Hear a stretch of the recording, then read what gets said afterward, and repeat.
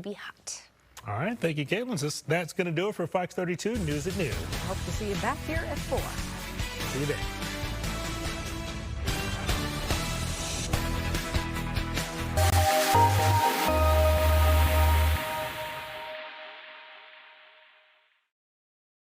We do on every afternoon. I'm Elizabeth. I'll be with you for the next hour. Chicago Live. We're all about what's happening right now in the city of Chicago and in the suburbs. And if anything nationally is going on too, we'll dip into that. What we're going to be talking today, Governor Pritzker is signing the Sonya Massey bill down in Springfield, down at the Capitol. We're going to be talking to civil rights attorneys Benjamin Crump and Antonio Ramonucci. But first, let's get a quick Metra update. Earlier today, there was an incident out in Crystal Lake, an accident on the tracks. We have on the line, Zooming with us this afternoon, Michael Gillis with Metra. Hey, Michael, can you hear me okay? I can't hear you, but that might be on our end. Go ahead. Okay, so Michael, can you just tell us what happened this morning? Yeah, those tracks on the UP Northwest line are owned by Union Pacific Railroad. They had a tie gang out there.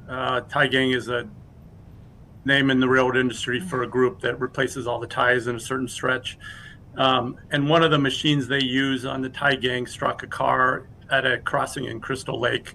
I don't have any of the circumstance of how that happened. There was a woman in the car who was transported to a hospital in Libertyville.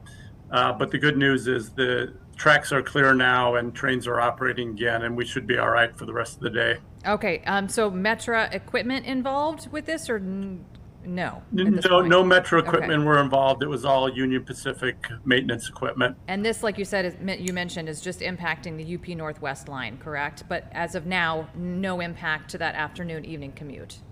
Yeah, they cleaned up the tracks around noon. There's 2 trains operating out there right now that are delayed but operating, and then the rest of the day we should be fine. Okay, sounds good. All right, well, Michael, thanks for checking in with us and giving us the update.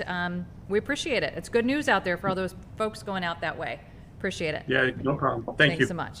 All right, it's 102 Chicago Live back here. So we are going to be talking with civil rights attorneys Antonio Ramonucci and also Benjamin Crump. So today they've landed, I assume, at the airport, and they're heading down to Springfield this afternoon about 3 o'clock. Governor Pritzker is going to be signing the Sonya Massey bill. What is the Sonya Massey bill? You probably recognize that name. We've seen the body cam video from this. This, of course, happened back in July 2024.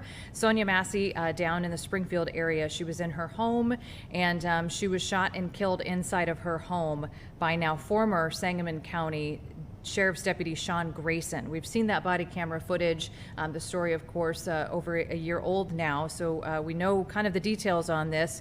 The deputy was involved. He was charged in her murder. He will go to trial in October. But today, this bill, the Sonya Massey bill, will require more thorough background checks when law enforcement is hired in police hiring.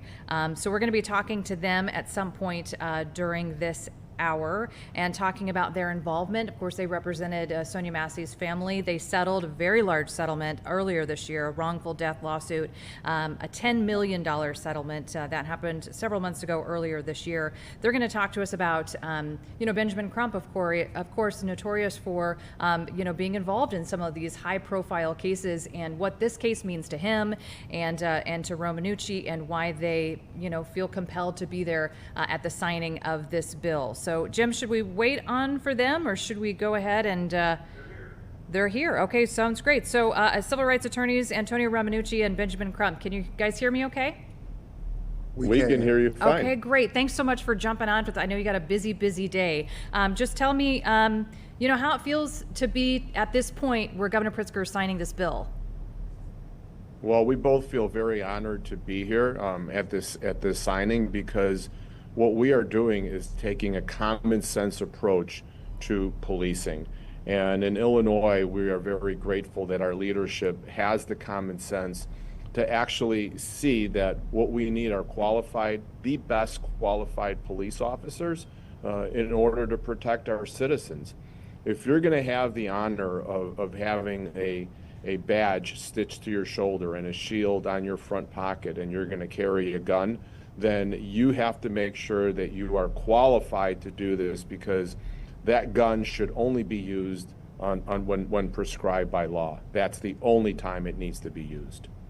Benjamin Crump, are you surprised that it took a bill like this to think about this and to get this type of legislation and these type of priorities going in the state of Illinois? Are you surprised it took legislation? Well, to be blunt, I'm very surprised because, as Attorney Ramanucci said, it's just common sense legislation. The fact that Sonya Massey should have never been killed like this, had the Sangamon County Sheriff's Department known everything about his history, his previous employment history, the red flags. But this isn't just an Illinois matter. This is happening all across America.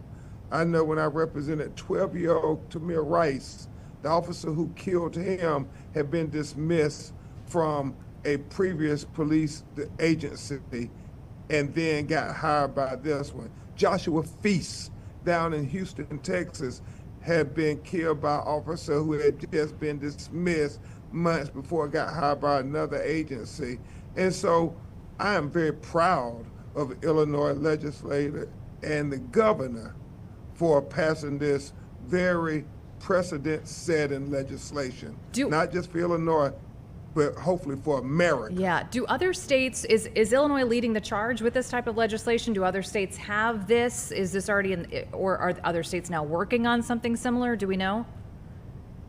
Well, I don't know if other states are working on it, but I can tell you that Illinois is at the forefront, not only with the Safety Act from several years ago, but also with this, which shows that Illinois is willing to continue to work on what already has been groundbreaking legislation with the Safety Act. There was a fix that needed to be, and we were able to do it, and that's thanks to Senator Doris Turner and obviously our state representative Cam Buckner, who pushed this legislation through. That's why we're so grateful. This will, I promise you, this legislation will save lives. And, yes. And this helps law enforcement agencies, when they're hiring, basically better share those records, right? Kind of layman's terms, that this is what this does? Absolutely. It's just common sense legislation, and Sonya Massey's name will live forever because of this bill, and we're extremely grateful for that. And everybody should remember this young lady and how this was so unnecessary, so unjustified, and so unconstitutional. Can you both, and Mr. Romanucci, you joined me on my weekend show on Good Day Chicago a few months ago, I think probably after that settlement was awarded a few months ago. But what this case, with this, you know, both of you are involved in so many high profile cases, what this case, this one particular, where it stands for both of you? Well, what I can say is this. When you look at what the circumstances of that night, she needed help. So to me personally, and I know probably to Ben also, this means so much because Sonya gave her life, and now she's giving us her name to live in perpetuity to ensure that nobody else dies like her. So this means a lot because we are civil rights attorneys, and if we don't protect people's civil rights, we're not doing our job. Mr. Crump, feel the same way, I assume? Absolutely. And I just think about the facts of what happened to Sonya Massey. People have to remember her alleged crime was following the police instructions. So many times we hear Tony and I, when they kill unarmed Black Americans, well, why didn't they just comply? Sonya Massey was doing what the officer told her to do. She went to turn off a pot of hot boiling water. She picked up the pot. He told her to put it down. She was putting it down, and he shot her in her face. She called the police saying, I needed help.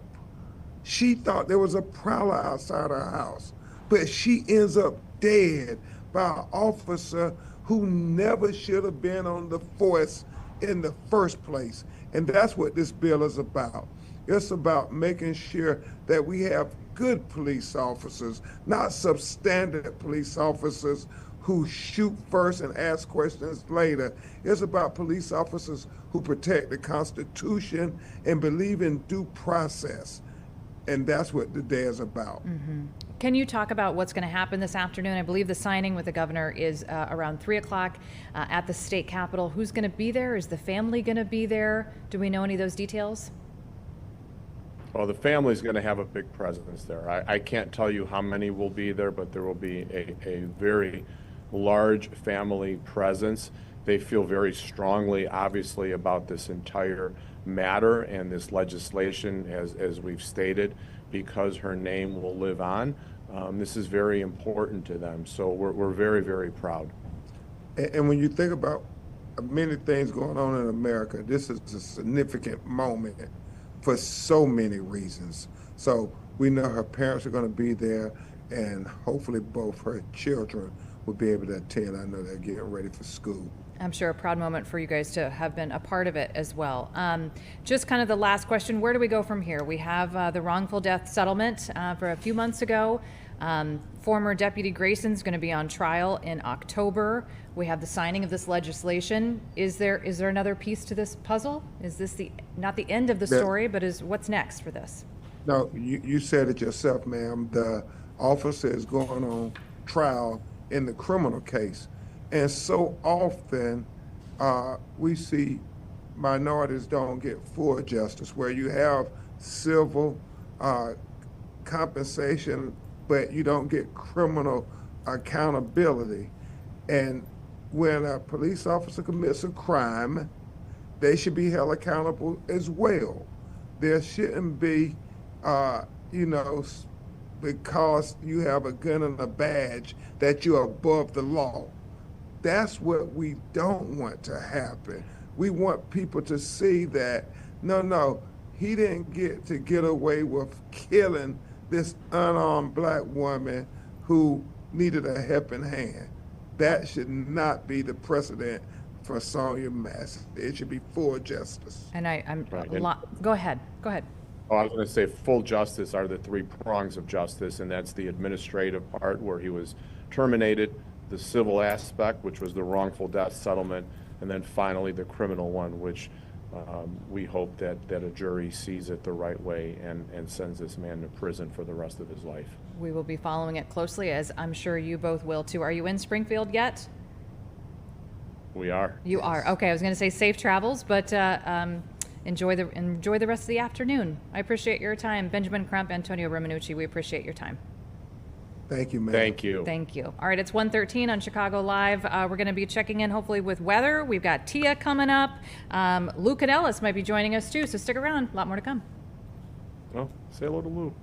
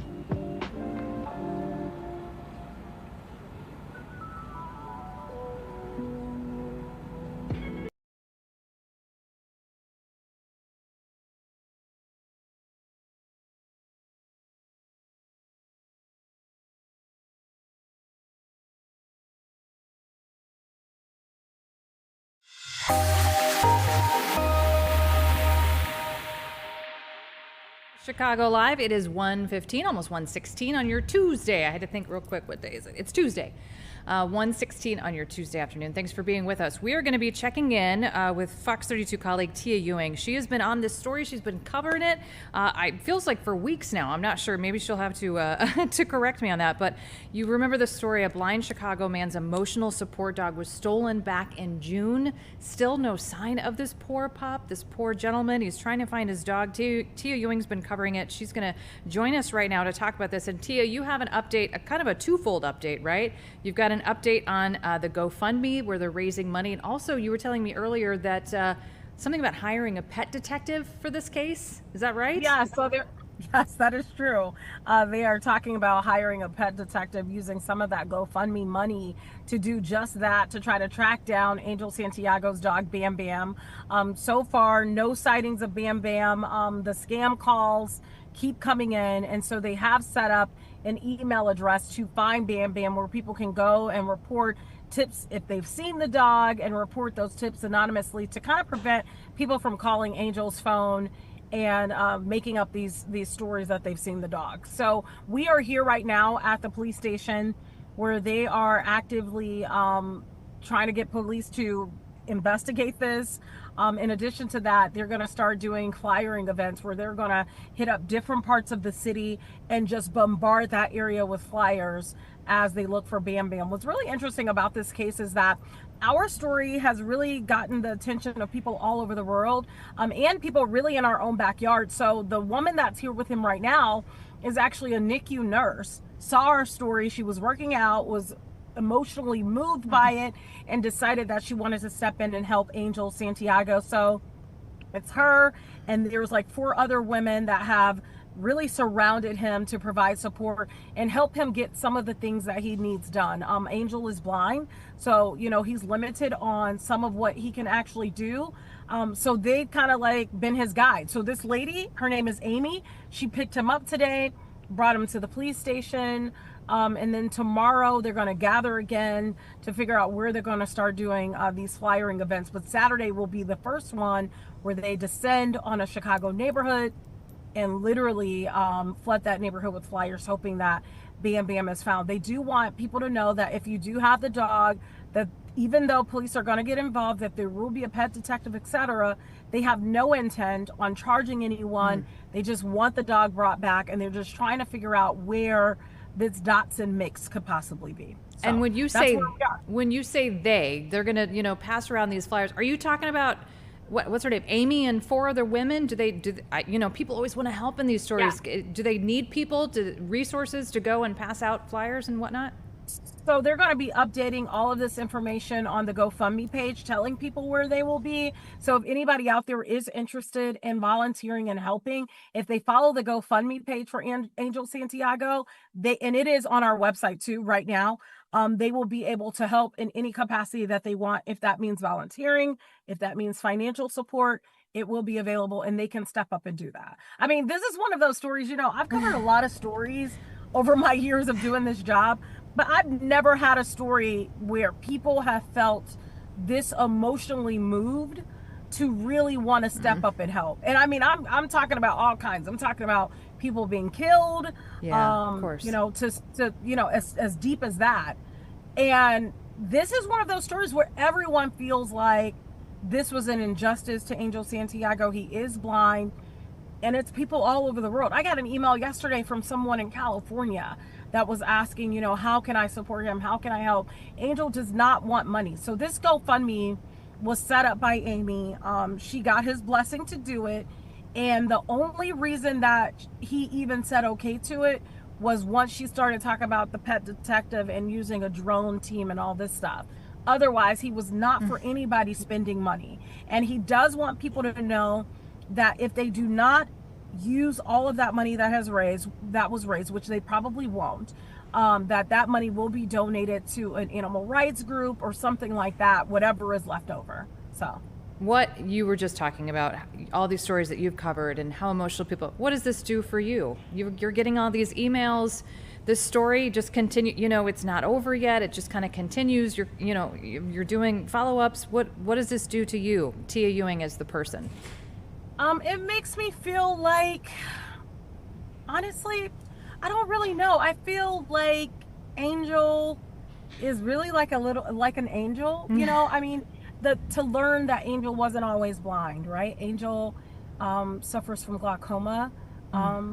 3 years ago he could see. So this is not like, this wasn't like something he could control. It wasn't like he was born blind.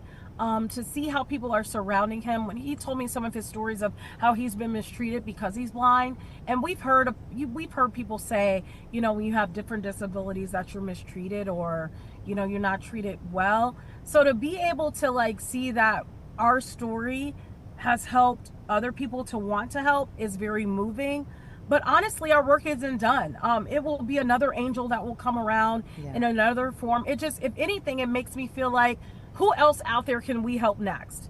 Who else out there will need the same kind of attention that Angel needs? And so I guess that's what really drives me anyways to do this job, is to help other people. So now I'm like, okay, so once we finish with Angel, who's next? Yeah. Who can we help next? And there will be, and so you'll I do guess a that's great what job. it does for me. Yeah. All right. Well, Tia, we appreciate you, being the voice for the story and keeping it alive and keeping it going, because like you said, Bam Bam is still out there. Bam Bam has not been found. So we'll look for your reports on Fox 32 on our newscast at 4, 5, and 9. Thank you, Tia. All right, perfect. No problem. Thank you. All right. So we're going to switch gears. Jake, come on over. Hey, Jake Hamilton. He's hanging out in the wings. Oh my God! You got to come on this side. Of course, though, huh? right. I am. Why wouldn't I? So we have to talk about from Bam Bam to yes, we're going to talking all Tay-Tay. things Taylor Swift. Now, have you seen this? I think this is a No, testament I to Taylor Swift. If you type in Taylor Swift on Google, watch what happens. Oh boy. Comes up, and then there's an explosion look at of that. orange confetti. There's a burning heart rising. That's not Googling the title of her new album. That's not just Googling That's Googling her name. That's crazy. So what happens when you Google Jake Hamilton? Oh, so many things fall on that screen, but you don't want to see them. Trust me, nobody wants to see that. But no, this is really interesting, because you and I were talking about this a little bit earlier. In case you missed it, if you've been living under the Taylor Swift rock, she announced overnight that she is releasing her 12th album. And, she can't just, and I don't mean this in a bad way, like just announce something. Everything's got to be meticulously planned and teased, and there were 12s all over her announcements, and apparently orange is the color of the announcement. She did it as a preview, as part of her boyfriend's podcast, which he co-hosts with his brother. But let me get your thoughts on this. Here's my defense of Taylor Swift. As someone who I love country music. I miss country music, Taylor Swift. But the reason I try to appreciate and respect, no pun intended, the era of Swift that we're in now, is that I feel like it is an era that our kids are going to ask us about in the decades to come. Because in the same way that I asked my grandparents or my parents if they remembered the Beatles or Elvis Rolling Stones. Yeah. Guys, do you remember when Thriller came out? I really am trying to take in as much of this moment as I can, because I want to be able to just say what it was like, whether I appreciate it or not. Because it is history. It is, absolutely. And as someone who is who covers pop culture for a living, not only is it important for me to be able to talk about right now, I need to be able to look back. What kind of entertainment reporter would I be if in 30 years someone asked me about Taylor Swift and I went, I don't really know, because I didn't really like her album, so I didn't watch it. I've got to really try to, and say what you want to, however it is you feel about her music one way or the other. She understands her fans. Yes. She appreciates her fans. And she delivers to them in a way that no one else, I would say. She knows she knows what she's doing. Exactly. More than almost anyone. She is a brilliant marketer. Yeah. There is a reason the Eras Tour brought in not $1 but $2 billion. I mean, she knew exactly what she was doing. None from me, by the way. Here's what I'll tell you. True story. I oftentimes, whenever there are those big concerts that are going to be a little pricey, and it's at Soldier Field, I live pretty close to here, so on like the day of, I always do that thing because you always think, the ticket prices, they're going to plummet the day of because they're trying to get rid of them. Right. On the day of, because I just thought, once again, I'd like to be a part of history. Yeah. I'd like to be able to see it. On the day of, they were still like $600, and I thought, so you bought 4. I don't want to be a part of history that badly. No, we're not making Caitlin Cody money. Not Caitlin Cody. So no, but people are very excited. We have people in the newsroom who are incredibly excited about this, and honestly, that makes me happy. Like, I'm a big believer of like, listen. Same thing like with me and Star Wars or whatever nerdy crap I like. Right. If someone loves something, it brings them joy, and it's not bothering anybody. Let them enjoy it. Right. Let them run. Right. As Terrence Lee says, and I love this expression, I'm going to mess it up. I think he says, don't yuck someone's yum. And I love that expression. And it's all about if someone's enjoying a thing and it's not bothering you at all, let them go. That's my thought too. Taylor Swift, if it brings you isn't my happiness, then thing. who am I? It makes me happy that other people are happy. I like it. We need that on a T-shirt. Exactly. But you got to attribute Terrence Lee. T-Lee. Yeah. I was telling you that my daughter, I have a daughter. Yes. She's 4. Yeah. So we're not in this yet. So what is a 4-year-old into? What is? Paw Patrol. Oh, okay. What about those dolls? And whatever her older brother does. The furry dolls with the scary faces. No, are you kidding? You know what I'm talking that about? Would be Like nightmare. Labubu. Labubus. I mean, but I was into scary stuff. Whenever I was a kid, I was into like scary. 4. I had a Chucky doll.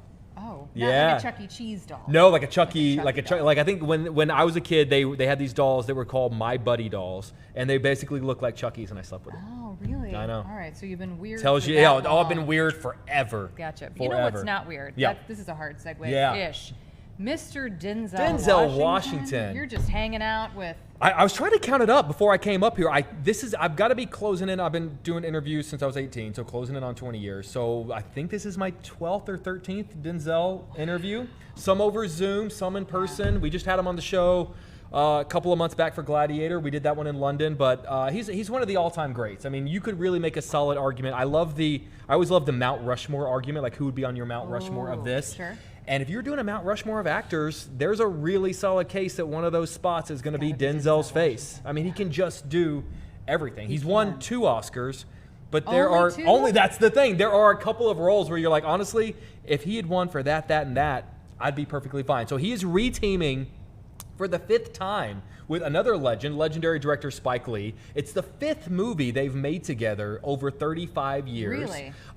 Probably the most famous being Malcolm X, which is one of his most famous roles. So it's their 5th movie. It's called Highest to Lowest. It's kind of this criminal music movie, A$AP Rocky, his sort of big acting debut, and so that's cool because now there's a wide spectrum of viewers. Exactly right. You get you get the highs, you get the young, you get the old, you get a little bit of everybody. I watched some of your interview with him. Yeah.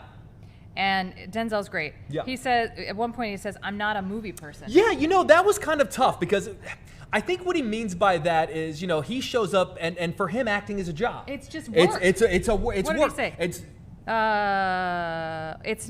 It's who I am today and why. Exactly right. And I think sometimes, whenever I go into these interviews and I want to geek out because, Spike Lee does the dolly shot, or this is a remake of an Akira Kurosawa movie. I think sometimes Denzel looks at me and goes, dude, I don't know what the hell you're talking about, man. I'm an actor on set. And there are a couple of the old school guys are like De Niro's like that.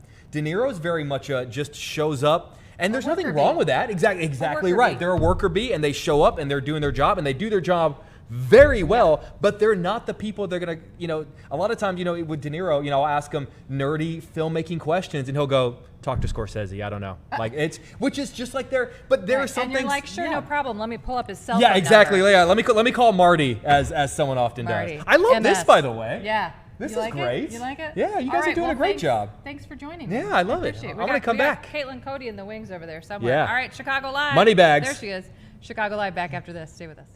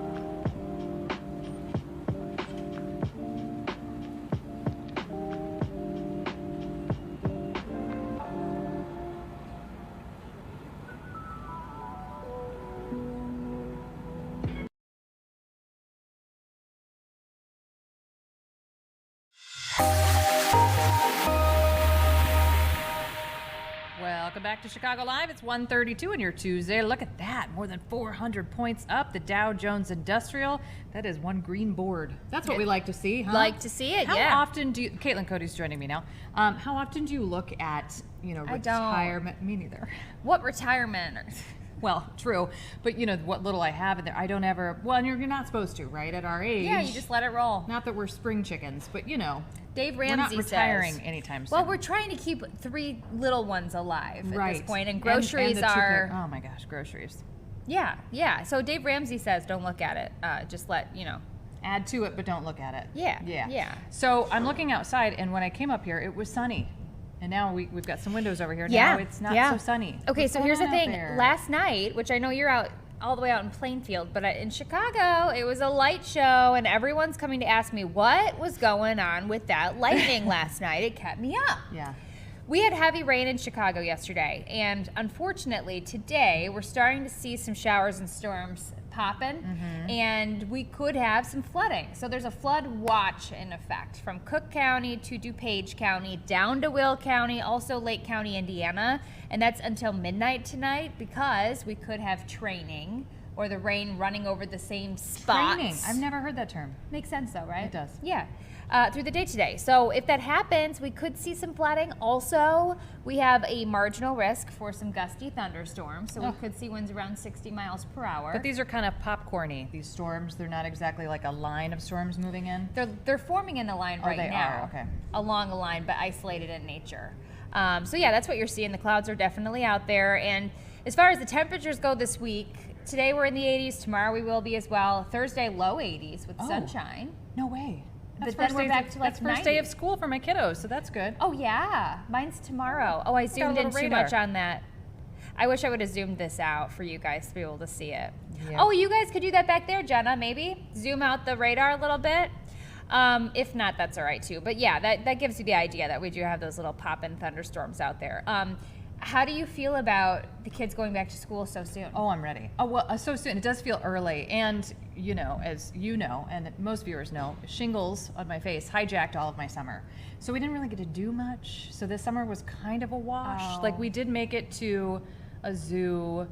One of my kiddos went to a water park, but it just wasn't as fun-filled as I would have liked. Yeah. But also, kids going to school is kind of a nice thing. It's kind of a nice thing. Is it? Yeah. Is it? Now yours. I'm terrified. You're terrified because this is your oldest. Yeah. Going to kindergarten. Yeah. Yeah, that's hard.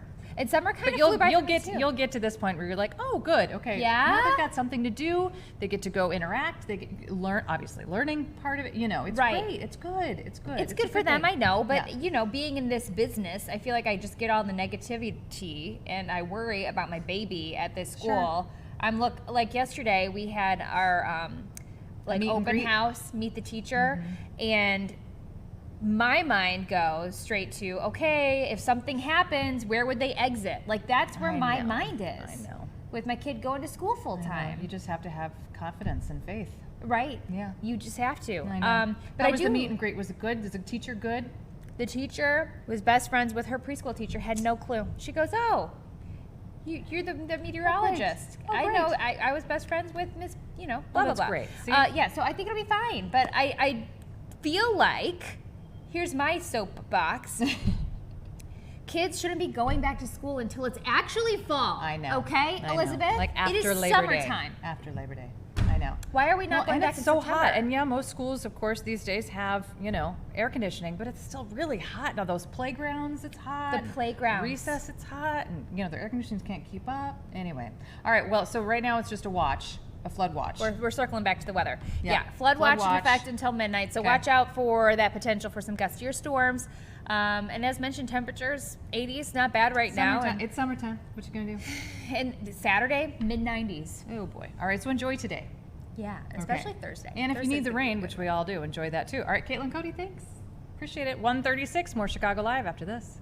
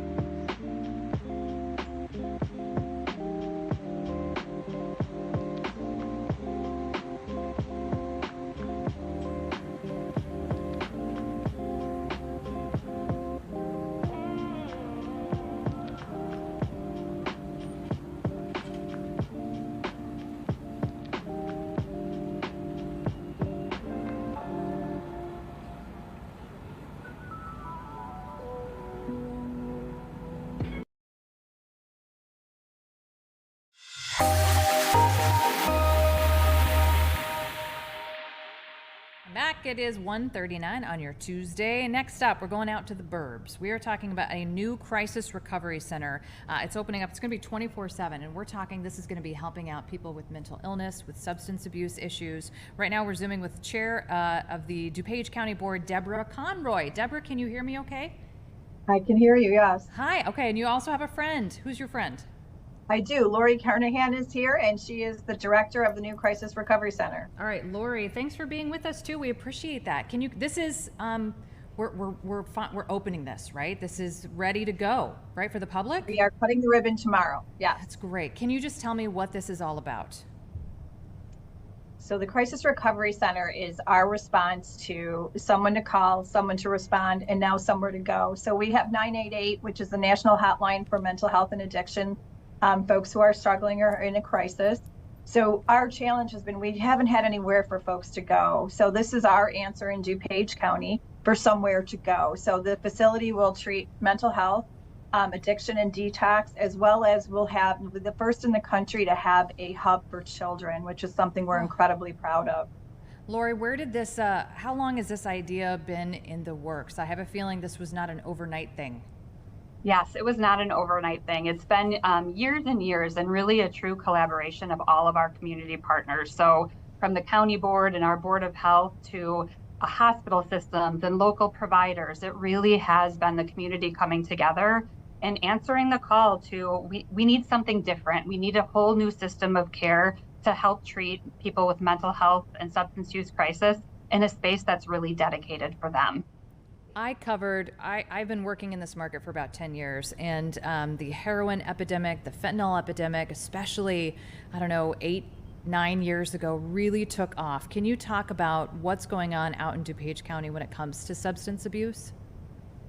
So I was in the General Assembly when that was happening, and it was very clear, we went from the opioid crisis into the fentanyl crisis in the heroin crisis because it was cheaper and easier to get.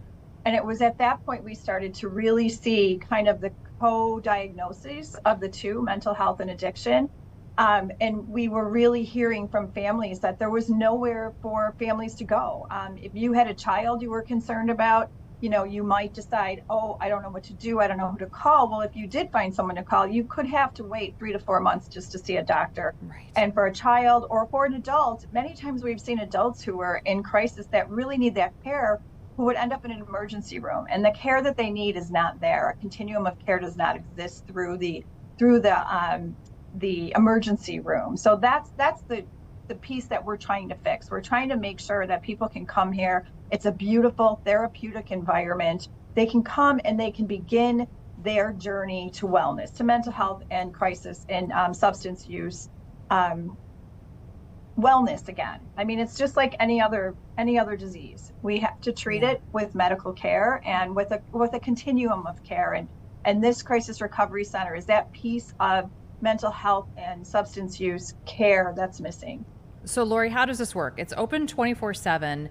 So obviously I can walk in the door at any point and get the help I need. Should I think of it as like an inpatient, outpatient, where I come for therapy? What exactly are you going to be offering people? Yeah, absolutely. So it is a 24/7 facility. So people can walk in or be dropped off 24 hours a day and 7 days a week. And what really makes this unique is there's going to be 3 distinct areas in this building. So one for adults struggling in a mental health crisis, one for youth. So our kids and teens will now have that place to go as well. And then once for adults, an area for adults that is specifically dedicated to sobering and some withdrawal management. So it really allows us to provide intervention, stabilization, support by our crisis counselors, along with people with lived experience, psychiatric nurses. So there's really a whole dedicated team of people that are there to help stabilize that crisis, link to community resources, and make sure they get on their path to recovery. What are you hearing from the community about this? I have a feeling that it's, sadly it's needed, right? But it's needed, and now it's going to be open, and what a great thing for the community. Yeah, in the community, whether it's first responders or, folks in education, everyone is just so incredibly thrilled and anxious for this facility to open. In DuPage County, we understand it's okay to not be okay, but it's not okay to have nowhere to go. And now we have somewhere to go. When I was really covering the heroin and fentanyl and opioid epidemic, I heard so much about underinsured or uninsured, right? And you would go to the emergency rooms and you were there for a couple of days and then that was it. And then you couldn't afford to go to these treatment places, whereas this is a really good alternative. Do you have to live in DuPage County? If I'm up in Kane County, if I'm over in Will County, can I utilize the service? So the building is designed for DuPage County residents. However, we know many people visit DuPage County or work in DuPage County. So really, if you are in crisis in DuPage County with a mental health or substance use issue, these services are available to you. And if you don't live here, then we're going to go ahead and link you to your community resource after that crisis is stabilized. Okay, so the ribbon cutting is tomorrow. I'm sure you guys have put so much hard work into this. It's such a great facility, and I'm sure there's going to be a lot of other neighboring counties, neighboring communities, maybe not even neighboring, but across the nation looking at you guys going, see what they did? We should do that too. So congrats to you guys on this. Thank you. Thank you. Thanks so much, ladies. All right, it's 1:45, Chicago Live. We are going to go to Philadelphia. Philadelphia officials responding to the Trump National Guard. Trump yesterday said that he wants the National Guard to come in and kind of federalize the DC police. Let's listen live.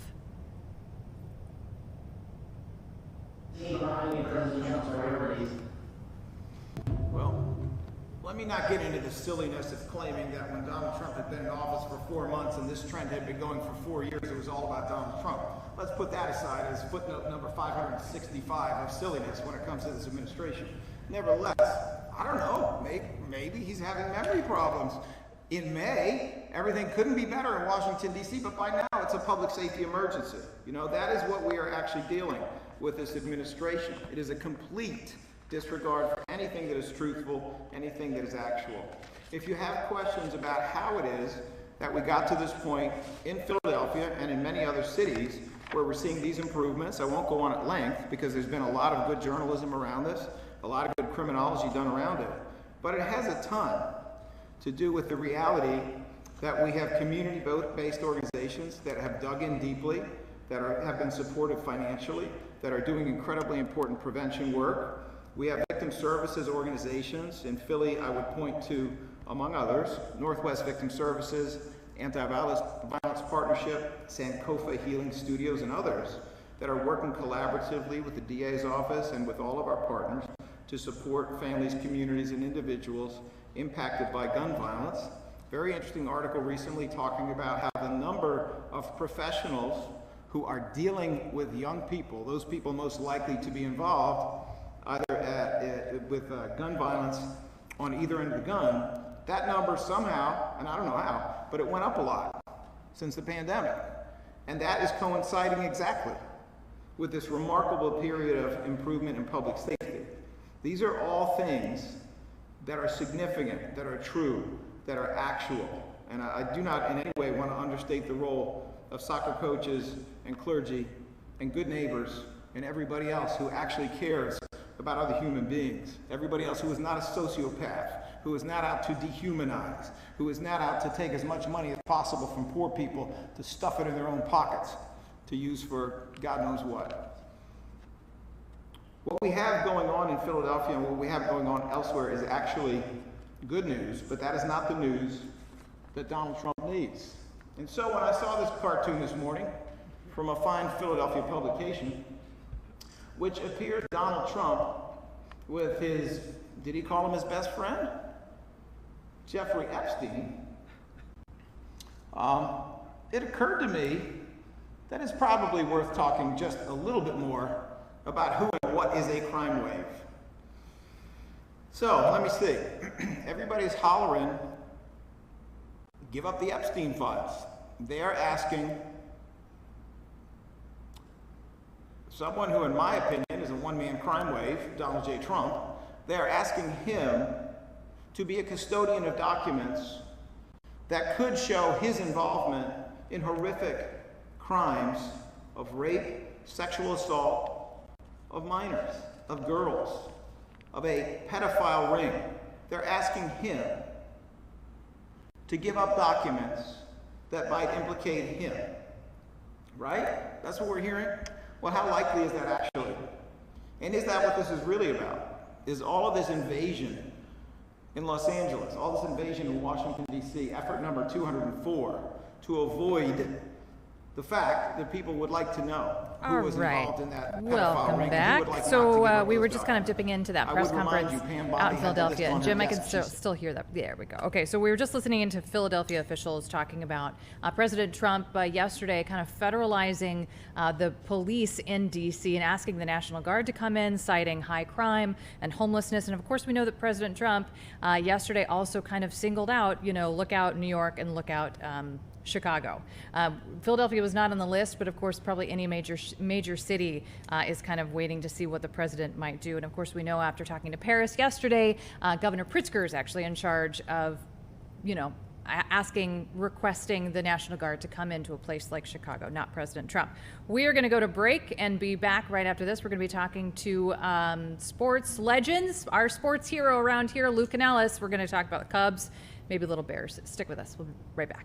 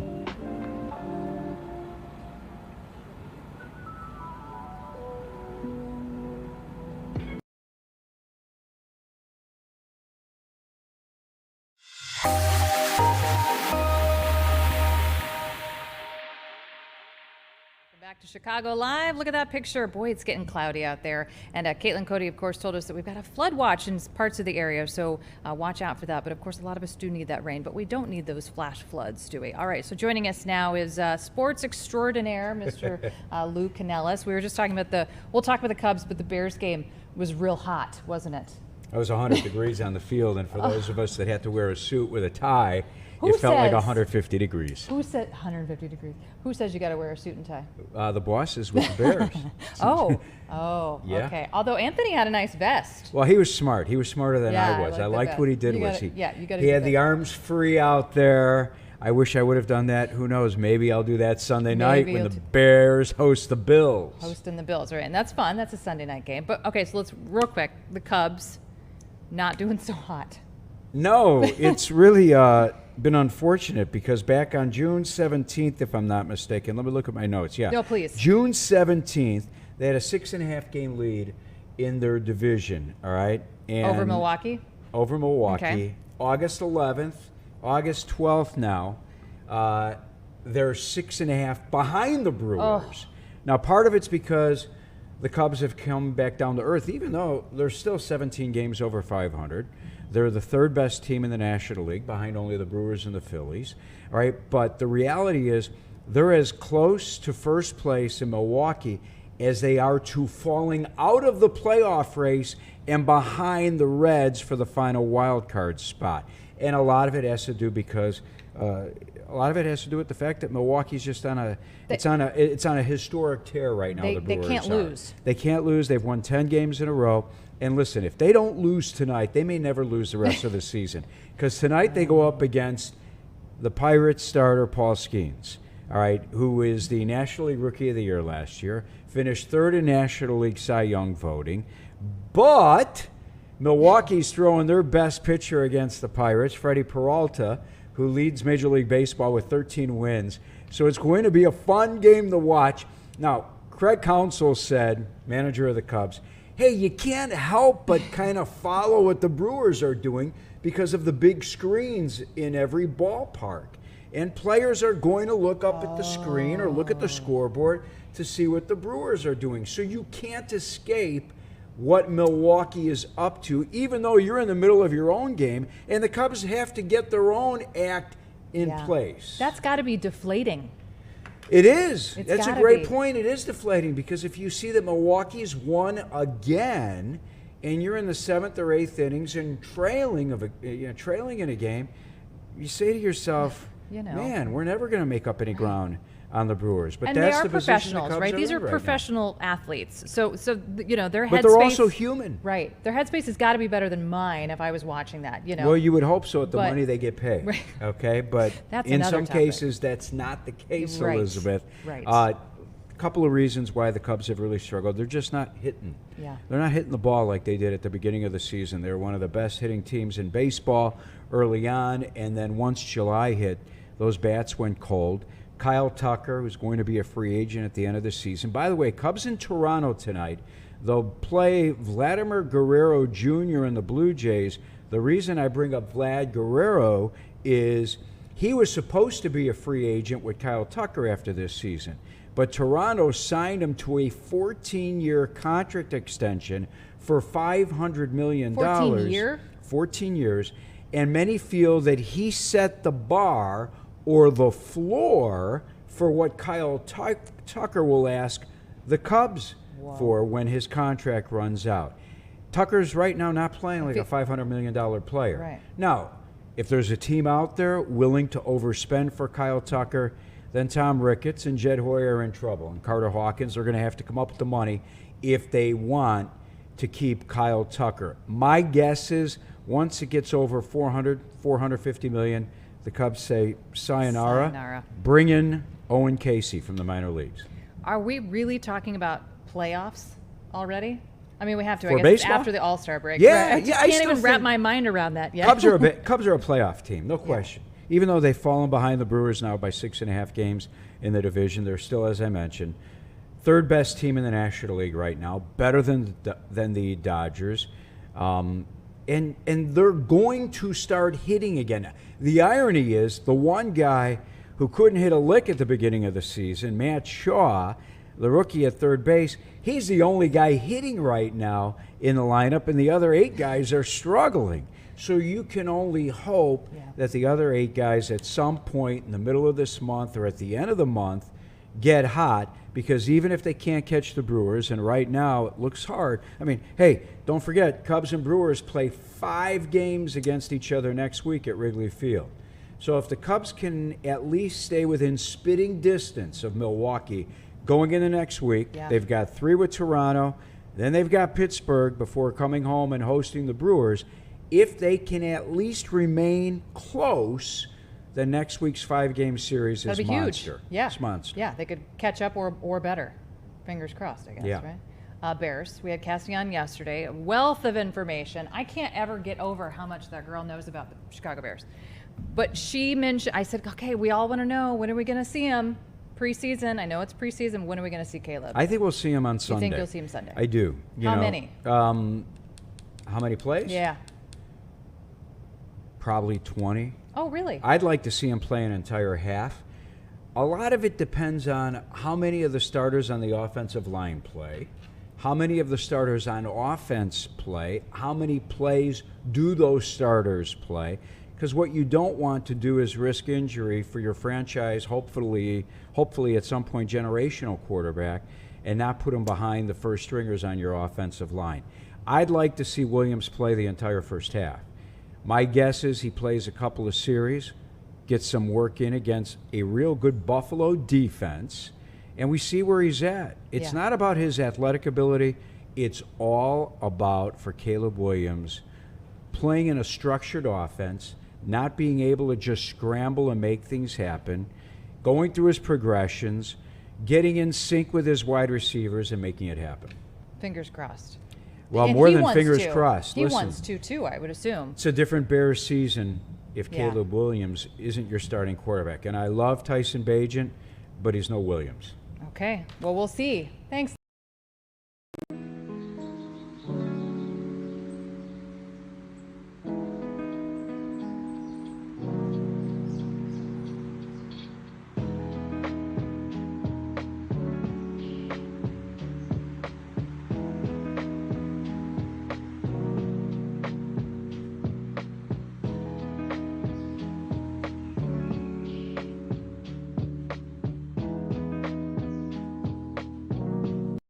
Half of the weekend, but 94 degrees Saturday. It is going to be hot. All right, thank you, Caitlin. That's going to do it for Fox 32 News at Noon. Hope to see you back here at 4. See you there.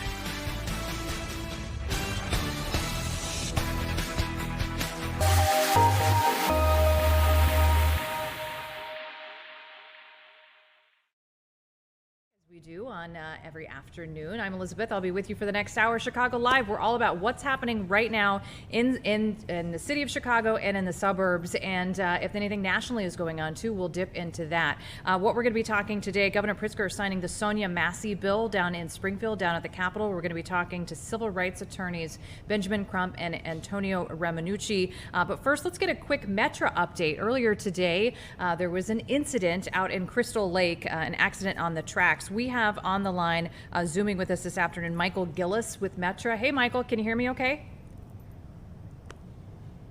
I can't hear you, but that might be on our end. Go ahead. Okay, so Michael, can you just tell us what happened this morning?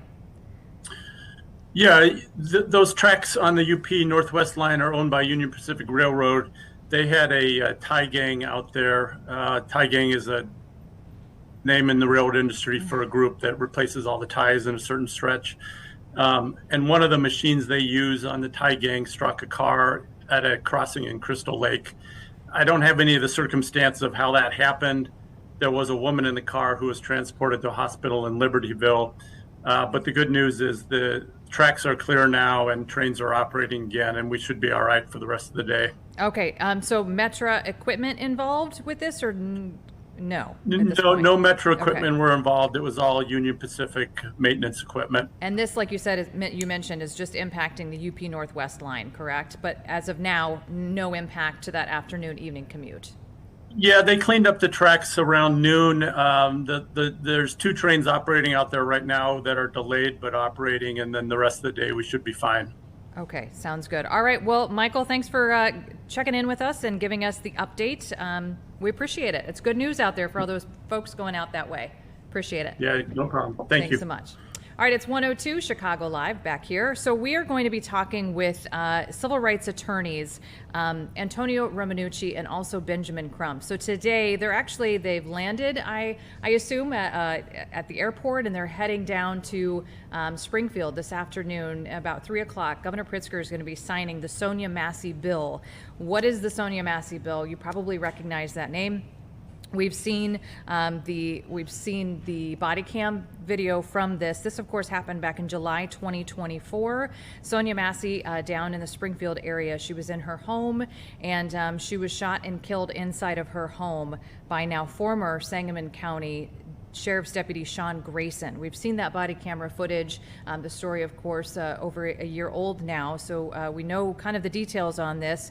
The deputy was involved. He was charged in her murder. He will go to trial in October. But today, this bill, the Sonya Massey bill, will require more thorough background checks when law enforcement is hired in police hiring. So we're going to be talking to them at some point during this hour and talking about their involvement. Of course, they represented Sonia Massey's family. They settled a very large settlement earlier this year, a wrongful death lawsuit, a $10 million settlement that happened several months ago earlier this year. They're going to talk to us about, Benjamin Crump, of course, notorious for, being involved in some of these high-profile cases, and what this case means to him and to Romanucci, and why they, feel compelled to be there at the signing of this bill. So, Jim, should we wait on for them, or should we go ahead and... They're here. Okay, sounds great. So, civil rights attorneys Antonio Romanucci and Benjamin Crump, can you guys hear me okay? We can hear you fine. Okay, great. Thanks so much for jumping on. I know you got a busy day. Just tell me, how it feels to be at this point where Governor Pritzker is signing this bill. Well, we both feel very honored to be here at this signing, because what we are doing is taking a common sense approach to policing. And in Illinois, we are very grateful that our leadership has the common sense to actually see that what we need are the best qualified police officers in order to protect our citizens. If you're going to have the honor of having a badge stitched to your shoulder and a shield on your front pocket, and you're going to carry a gun, then you have to make sure that you are qualified to do this, because that gun should only be used when prescribed by law. That's the only time it needs to be used. Benjamin Crump, are you surprised that it took a bill like this to think about this and to get this type of legislation and these type of priorities going in the state of Illinois? Are you surprised it took legislation? Well, to be blunt, I'm very surprised, because as Attorney Romanucci said, it's just common sense legislation.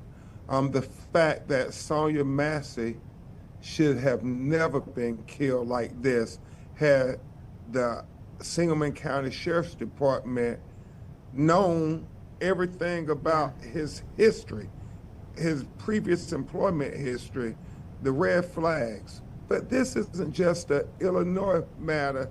This is happening all across America.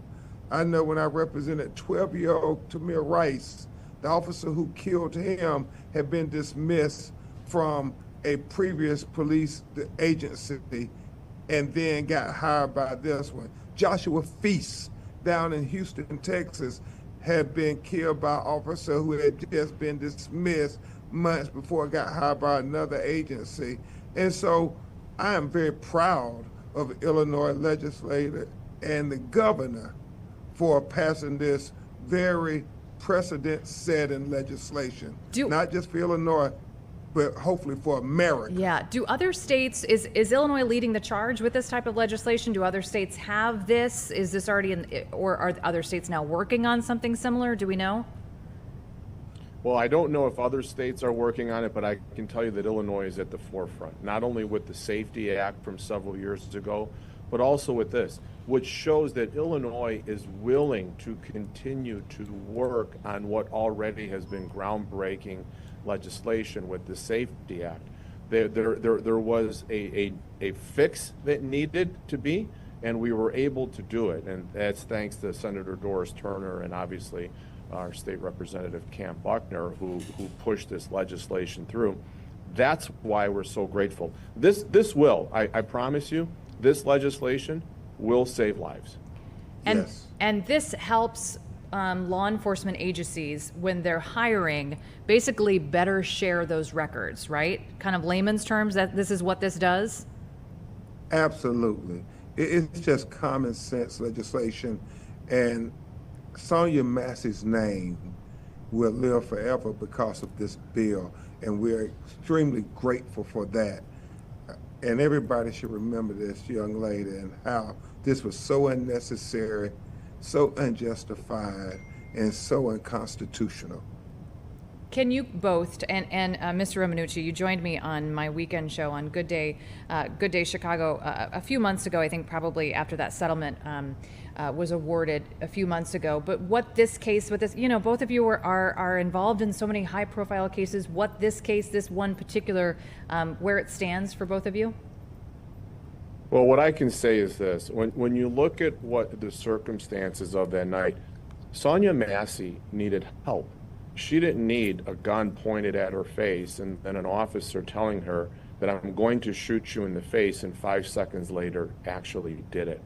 She needed help. So to me personally, and I know probably to Ben also, this means so much because Sonia gave her life, and now she's giving us her name to live in perpetuity to ensure that nobody else dies like her. So this means a lot because we are civil rights attorneys, and if we don't protect people's civil rights, we're not doing our job. Mr. Crump, feel the same way, I assume? Absolutely. And I just think about the facts of what happened to Sonya Massey. People have to remember her alleged crime was following the police instructions. So many times we hear Tony and I, when they kill unarmed Black Americans, well, why didn't they just comply? Sonya Massey was doing what the officer told her to do. She went to turn off a pot of hot boiling water. She picked up the pot. He told her to put it down. She was putting it down, and he shot her in her face. She called the police saying, I needed help. She thought there was a prowler outside her house, but she ends up dead by an officer who never should have been on the force in the first place. And that's what this bill is about. It's about making sure that we have good police officers, not substandard police officers who shoot first and ask questions later. It's about police officers who protect the Constitution.